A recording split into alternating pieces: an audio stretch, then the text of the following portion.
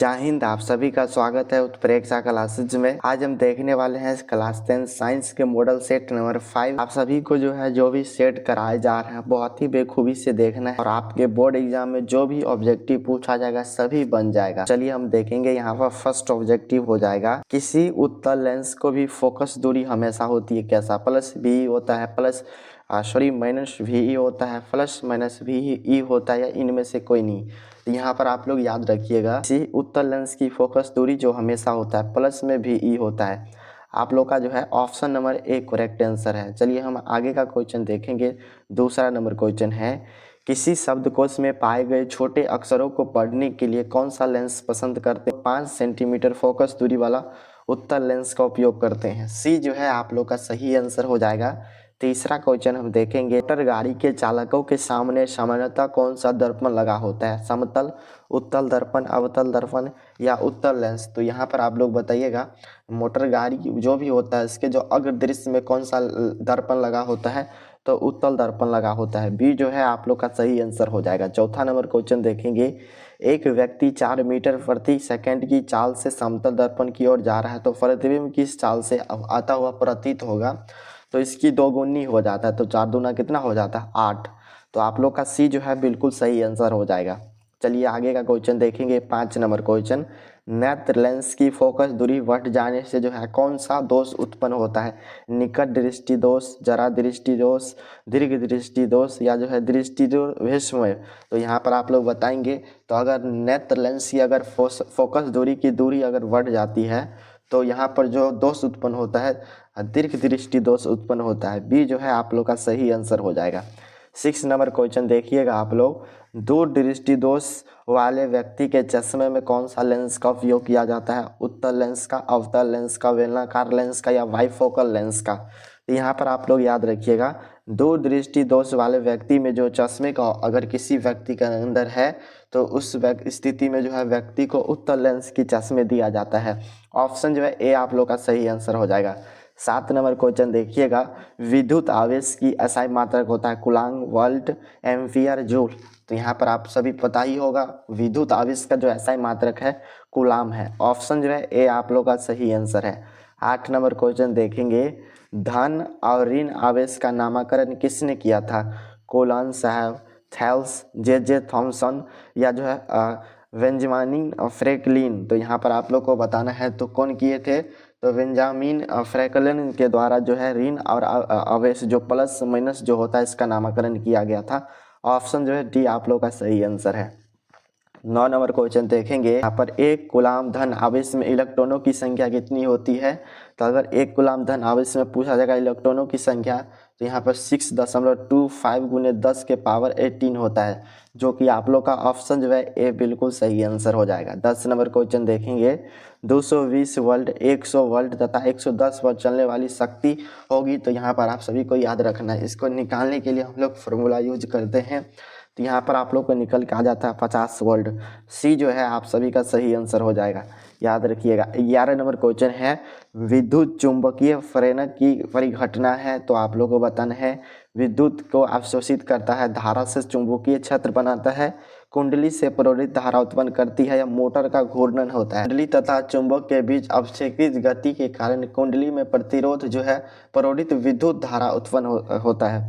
यानी जो है ऑप्शन सी आप लोग का सही आंसर हो जाएगा। देखेंगे 12 नंबर क्वेश्चन है, विद्युत जनित किस सिद्धांत पर कार्य करता है? ये वाला प्रश्न तो हम लोग कितने बार रिपीट कर चुके हैं। तो विद्युत चुंबकीय प्रेरण की सिद्धांत पर काम करते हैं।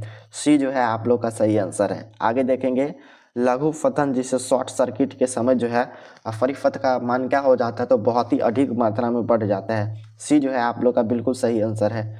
चलिए हम आगे का क्वेश्चन देखेंगे। 14 नंबर क्वेश्चन है, प्रतिक्रिया पीबी प्लस सी। यहाँ पर अगर प्रतिक्रिया हो रहा है तो पीबी प्लस सी में जो है सी क्या है यहाँ पर आप लोग को बताना है। 15 नंबर क्वेश्चन, कौन सी धातु NaOH विलियम में H2 गैस देते हैं? Mg है, Cu है, Al है या Ag है? तो यहाँ पर आप लोग को बताना है। तो यहाँ पर H2 जो है गैस देता है कौन सा? तो Al दे दे, अमोनियम जो होता है।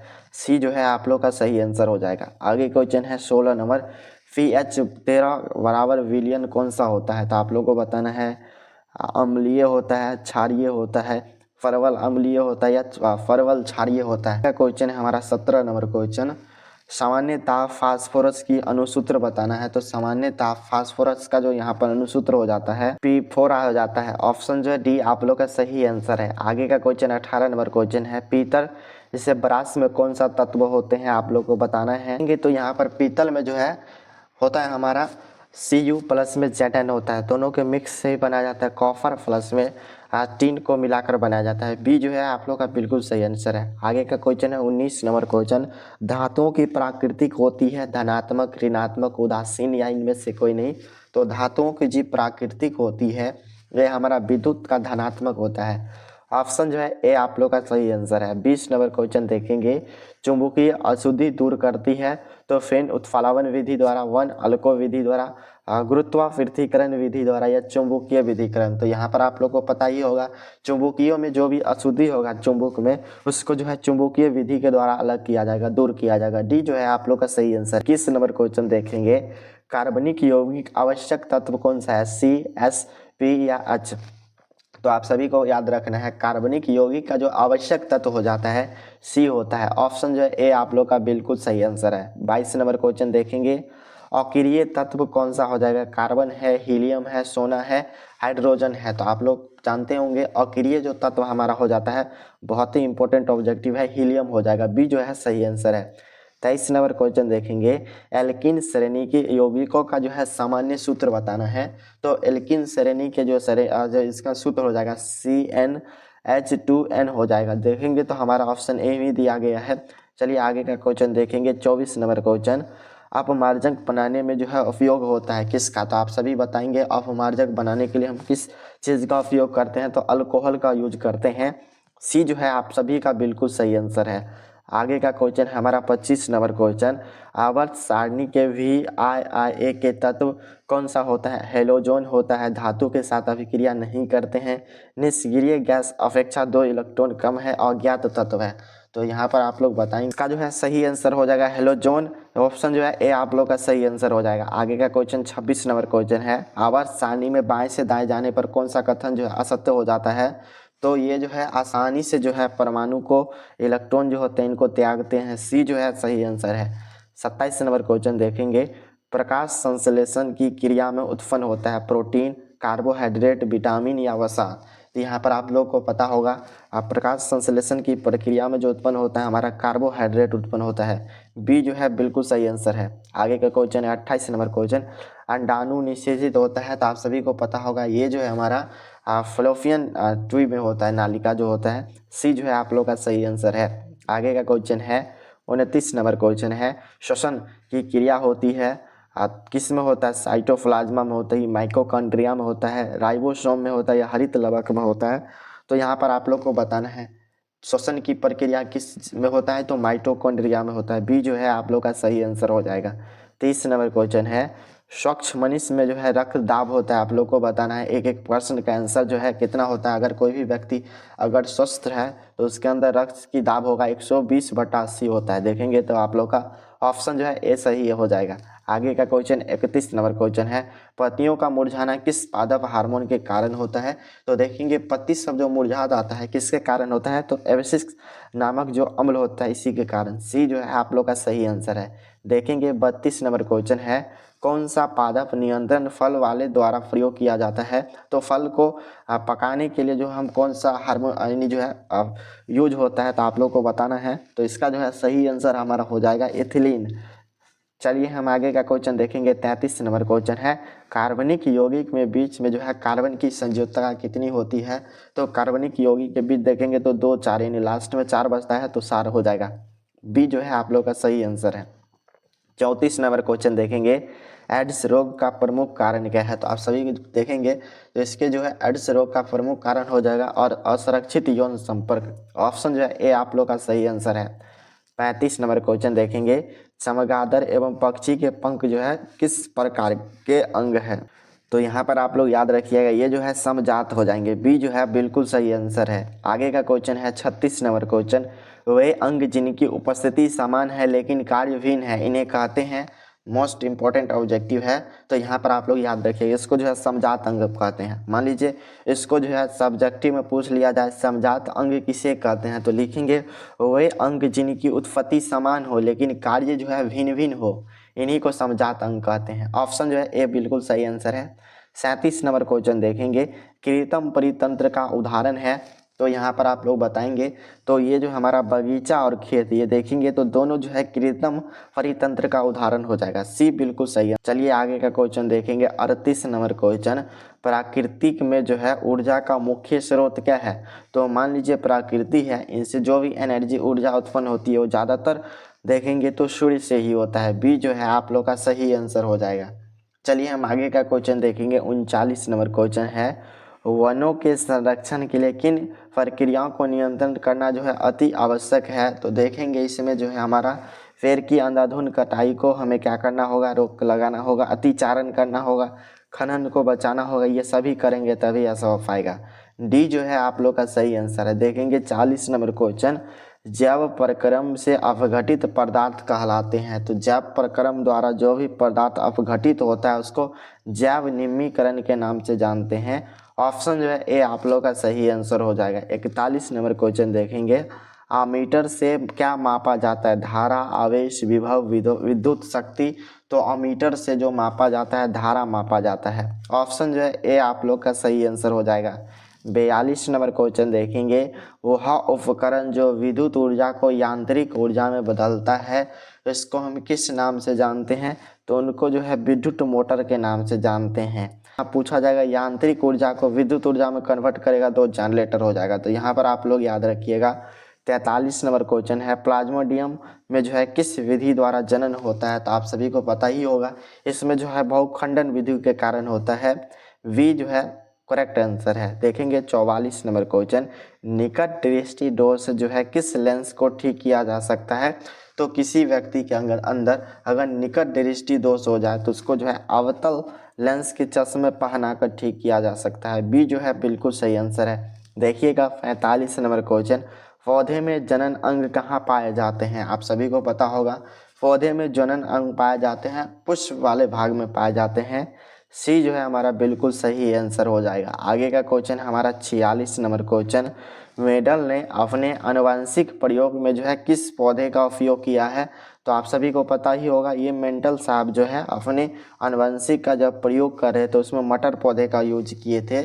सी जो है आप लोग का बिल्कुल सही आंसर हो जाएगा। 47 नंबर क्वेश्चन देखेंगे, परिस्थिति तंत्र में जो है ऊर्जा का प्रवाह होता है। तो आप लोग जानते होंगे परिस्थिति तंत्र में जो है ऊर्जा का बहाव जो है बहुदिशीय होता है, सभी दिशा में होता है। सी जो है बिल्कुल सही आंसर हो जाएगा। देखेंगे 48 नंबर क्वेश्चन, ओजोन परत पाई जाती है। तो ओजोन परत कहाँ पाया जाता है, ऊपरी भाग में, निचली भाग में, मध्यम भाग में। तो यहाँ पर ये वाला ऑब्जेक्टिव जो है काफ़ी इंपॉर्टेंट है, तो आप लोग याद रखिएगा, ऊपरी सतह में पाया जाता है। बी जो है आप लोग का बिल्कुल सही आंसर है। देखेंगे 49 नंबर क्वेश्चन है, और ये वाला प्रश्न आप लोग घोर कर याद करके जैसे करना है कर लीजिए। दाढ़ी बनाने में जो है कौन सा दर्पण का उपयोग करते हैं, समतल, उत्तल, अवतल या इनमें से कोई नहीं। तो आप लोग को याद रखना है, पूछा जाए हजामती पूछा जाए, चाहे पूछा जाए सैलून पूछा जाए, चाहे दाढ़ी बनाने में पूछा जाए, तीनों क्वेश्चन जो है एक ही क्वेश्चन है और आप लोग का एक ही आंसर याद भी रखना है। अवतल दर्पण का उपयोग किया जाता है, मोस्ट इंपॉर्टेंट ऑब्जेक्टिव है। चलिए 50 नंबर क्वेश्चन देखेंगे, प्रकाश के परावर्तन के कितने नियम है। ये प्रश्न तो अभी जो मैट्रिक में होगा सभी विद्यार्थी को याद ही होगा, 2 नियम है। चलिए आप लोग कमेंट कीजिएगा अपवर्तन के कितने नियम होते हैं। चलिए 51 नंबर क्वेश्चन देखिए, और ये वाला भी प्रश्न हर एक विद्यार्थी जी को पता ही होगा। निर्वात में जो है प्रकाश की चाल होती है तो 3 × 10 के पावर जो है 8 मीटर जो है प्रति सेकंड होता है, जो कि आप लोग का ऑप्शन ए में ही दिया गया है। 52 नंबर क्वेश्चन देखेंगे, किस दर्पण में जो है बड़ा प्रतिबिंब बनता है। आप सभी को पता होगा समतल में, अवतल में, उत्तल में या इनमें से कोई नहीं। तो याद रखने की ज़रूरत है आप सभी विद्यार्थी को, बड़ा जो प्रतिबिंब बनता है अवतल दर्पण में बनते हैं। बी जो है आप लोग का सही आंसर है। देखेंगे 53 नंबर क्वेश्चन है, दंत विशेषज्ञ किस दर्पण का उपयोग करते हैं। तो दंत विशेषज्ञ के द्वारा जो है अवतल दर्पण का उपयोग किया जाता है। बी जो है आप लोग का सही आंसर हो जाएगा। देखेंगे 54 नंबर क्वेश्चन है, किस दर्पण में जो है केवल आभासी या काल्पनिक प्रतिबिंब बनता है। तो यहाँ पर आप लोग को याद रखने की जरूरत है, समतल दर्पण में देखेंगे या नहीं तो आभासी बनेगा या नहीं तो काल्पनिक बनता है। डी जो है आप लोग का सही आंसर है। देखेंगे 55 नंबर क्वेश्चन है हमारा, मोटर चालक के सामने यानी जो है दर्पण में जो है साइड मिरर के रूप में कौन सा दर्पण का उपयोग होता है। तो आप सभी को पता ही होगा, इसमें जो है उत्तल लेंस का उपयोग होता है। सी जो है बिल्कुल सही आंसर है। चलिए आगे का क्वेश्चन देखिएगा 56 नंबर क्वेश्चन, गोलीय दर्पण के परावर्त पृष्ठ की वृत्ताकार सीमा रेखा का व्यास कहलाती है। मुख्य फोकस, वक्रता, त्रिज्या, प्रधान अक्ष या गोलीय दर्पण का द्वारक। तो यहाँ पर आप लोग को याद रखने की जरूरत है, ये जो हमारा गोलीय दर्पण का द्वारक कहलाता है। अगर मान लीजिए सब्जेक्टिव में पूछ लिया गोलीय दर्पण का द्वारक से आप क्या समझते हैं, तो लिखिएगा गोलीय दर्पण के परावर्तन पृष्ठ की वृत्ताकार सीमा रेखा का व्यास हमारा गोलीय दर्पण का द्वारक कहलाता है। 57 नंबर क्वेश्चन है, प्रकाश तरंग जो है किनका उदाहरण है। ध्वनि तरंग का उदाहरण है, यह हमारा विद्युतीय चुंबक तरंग का उदाहरण है, परावैंगनी तरंग का उदाहरण है, फ्रास्वायर तरंग का उदाहरण है। तो यहाँ पर आप लोग याद रखिएगा प्रकाश तरंग जो है हमारा विद्युत चुंबकीय तरंग का उदाहरण हो जाएगा। बी जो है बिल्कुल सही आंसर है। देखेंगे 58 नंबर क्वेश्चन, गोलीय दर्पण में जो है फोकसांतर और वक्रता त्रिज्या के बीच संबंध है। तो यहाँ पर आप लोग याद रखिएगा F = R/2 हो जाएगा। देखेंगे तो ऑप्शन नंबर सी जो है बिल्कुल सही आंसर है। चलिए आगे का क्वेश्चन देखेंगे 59 नंबर क्वेश्चन देखिएगा, समतल दर्पण में जो है प्रतिबिंब की प्राकृतिक पूछा जाए चाहे आकृति पूछा जाए, दोनों बात सेम है। आप लोग याद रखिएगा आभासी और बराबर होता है। डी जो है बिल्कुल सही आंसर है। देखेंगे 60 नंबर क्वेश्चन है, सोलर कुकर में जो है कौन सा दर्पण का उपयोग होता है। तो सोलर कुकर में देखेंगे तो अवतल दर्पण का उपयोग होता है। बी जो है बिल्कुल सही आंसर है। आप लोग ये वाला प्रश्न जरूर याद कर लीजिएगा, क्योंकि प्रत्येक बार जो है पूछा ही जाता है किसमें जो है कौन सा दर्पण का उपयोग होता है। चलिए 61 नंबर क्वेश्चन देखेंगे, सर्च लाइट का परावर्तक सतह होता है उत्तल, अवतल, समतल या परावलय दर्पण का। तो यहाँ पर आप लोग को याद रखने की जरूरत है, सर्च लाइट का जो परावर्तक सतह है अवतल का होता है। बी जो है बिल्कुल सही आंसर हो जाएगा। 62 नंबर क्वेश्चन देखेंगे, किसी बिंब का प्रतिबिंब आवर्धन ऋणात्मक हो तो प्रतिबिंब की प्राकृतिक होगी। तो यहाँ पर आप लोग को मोस्ट इम्पोर्टेंट ये वाला जो है कंडीशन याद रखने की जरूरत है। ये वाला भी प्रश्न पूछा जाता है, तो ये हमारा हो जाता है स्थिति में वास्तविक और उल्टा हो जाता है। ऑप्शन नंबर जो है ए आप लोग का सही आंसर है। 63 नंबर क्वेश्चन देखेंगे, किसी दर्पण के सामने आप कहीं भी खड़ा हो तो प्रतिबिंब सीधा बनता है।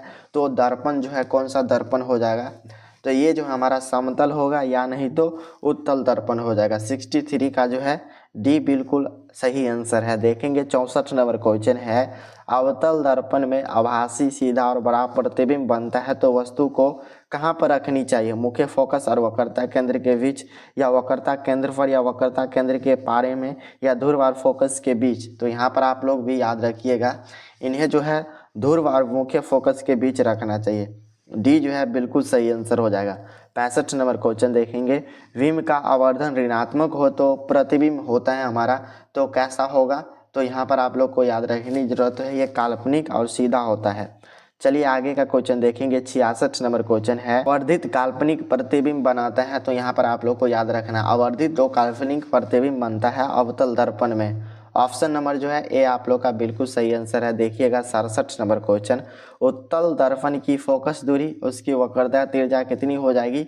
तो यहाँ पर आप लोग याद रखिएगा सीधे जो है उसका आधा हो जाएगा। R = F/y जो 2 होता है उस पर लगाएंगे। सी जो है बिल्कुल सही आंसर हो जाएगा। आगे है हमारा 68 नंबर क्वेश्चन, परावर्तन के नियम से निर्धारित है तो आपतन कोण बराबर परावर्तन कोण होता है। देखेंगे तो हमारा ऑप्शन नंबर ए जो है बिल्कुल सही आंसर हो जाएगा। दूसरा नियम है तीनों जो है एक ही तल में होते हैं, ऐसे याद रखिएगा। 69 नंबर क्वेश्चन देखिएगा, समतल दर्पण द्वारा प्रतिबिंब बनता है तो समतल द्वारा जो बना जो प्रतिबिंब होता है सीधा काल्पनिक होता है। बी जो है आप लोग का सही आंसर है। देखेंगे 70 नंबर क्वेश्चन है, संयुग्मी फोकस केवल संभव है किस दर्पण में। तो ये देखेंगे तो संयुग्मी केवल जो फोकस जो संभव हो पाएगा वो हमारा अवतल दर्पण में। बी जो है आप लोग का सही आंसर है। देखेंगे 71 नंबर क्वेश्चन है, उत्तल दर्पण में जो है प्रतिबिंब सदैव बनता है तो कैसा। तो यहाँ पर आप लोग याद रखिएगा उत्तल दर्पण में जो प्रतिबिंब बनता है हमेशा ध्रुव और फोकस के बीच बनता है। सी जो है बिल्कुल सही आंसर है। चलिए 72 नंबर क्वेश्चन देखेंगे। किसी दर्पण के जो है मध्य बिंदु कहलाता है। तो अगर मान लीजिए कोई भी दर्पण है उसके जो मध्य वाला बिंदु होता है वो ध्रुव कहलाता है। बी जो है बिल्कुल सही आंसर है। देखेंगे 73 नंबर क्वेश्चन है। समतल दर्पण में जो है वक्रता त्रिज्या आर है, तो ये जो है आर बराबर हमारा क्या हो जाएगा, अनंत होगा, इसका कोई भी लिमिट नहीं है। सी जो है आप लोग का बिल्कुल सही आंसर हो जाएगा। ये 74 नंबर क्वेश्चन देखेंगे, वही वाला प्रश्न है। हजामत बनाने के लिए कौन सा दर्पण का उपयोग करते हैं, तो ऊपर ही बता चुके हैं। हजामत हो चाहे सैलून हो, जहाँ भी हो, दाढ़ी बनाना हो, सभी जगह जो है एक ही दर्पण का उपयोग होता है, अवतल दर्पण का। बी जो है बिल्कुल सही आंसर है। देखेंगे 75 नंबर क्वेश्चन। समतल दर्पण का रेखीय आवर्धन होता है, मोस्ट इम्पोर्टेंट है। तो m इजिकल टू 1 हो जाएगा, यानी m बराबर 1 हो जाता है। तो यहाँ पर आप लोग को याद रखने की जरूरत है। आगे का क्वेश्चन 76 नंबर क्वेश्चन है।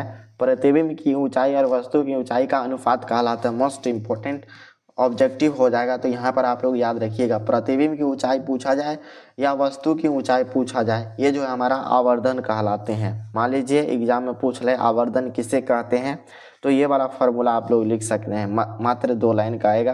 प्रतिबिंब की ऊंचाई और वस्तु की ऊंचाई के अनुपात को हम लोग आवर्धन बोलते हैं, और आवर्धन बराबर सूत्र लगा दीजिएगा V by U. 77 number question है। गाड़ियों के अग्रदृश्य में जो है किस दर्पण का उपयोग किया जाता है, तो ये भी हमारा हो जाएगा अवतल दर्पण। भी जो है बिल्कुल सही आंसर है। देखेंगे 78 नंबर क्वेश्चन है। दर्पणों के प्रयोग में सभी दूरियां मापी जाती है ध्रुव से, दर्पण के मुख्य फोकस से, वक्रता केंद्र से, या ध्रुव या वक्रता केंद्र। तो यहाँ पर आप लोग याद रखिएगा, दर्पण के प्रयोग में सभी दूरियां जो मापी जाती है वो दर्पण के ध्रुव से मापा जाता है। ऑप्शन नंबर ए जो है बिल्कुल सही आंसर है। 79 नंबर क्वेश्चन है। गोलीय दर्पण जिसका दृश्य क्षेत्र बहुत बड़ा विस्तारित होता है, तो यहाँ पर कौन सा दर्पण हो सकता है, तो जिसका दृश्य क्षेत्र बहुत बड़ा हो वो हमारा उत्तल हो जाएगा। बी जो है आप लोग का बिल्कुल सही आंसर है। और 80 नंबर क्वेश्चन है इस मॉडल सेट का। किसी दर्पण का मध्य बिंदु कहलाएगा, तो अभी जस्ट किए हैं, वक्रता केंद्र के नाम से जानते हैं। सी जो है बिल्कुल सही आंसर है। सेट 5 के अंतर्गत आप लोग जो है 80 में से कितने ऑब्जेक्टिव सही किए जाए जरूर कमेंट बॉक्स में लिखिए। चैनल पर पहली बार है तो सब्सक्राइब कर लीजिए, ऑल पर दबा दीजिए। इसका PDF जो है टेलीग्राम ज्वाइन कीजिए, उसका लिंक जो है वीडियो के डिस्क्रिप्शन बॉक्स में है। इस वीडियो को अपने तमाम दोस्तों के साथ जरूर शेयर कीजिएगा और वीडियो को जरूर लाइक कीजिए। चलिए मिलते हैं आप सभी दोस्तों से अगले वीडियो में, तब तक के लिए पढ़ाई कीजिए। जय हिंद।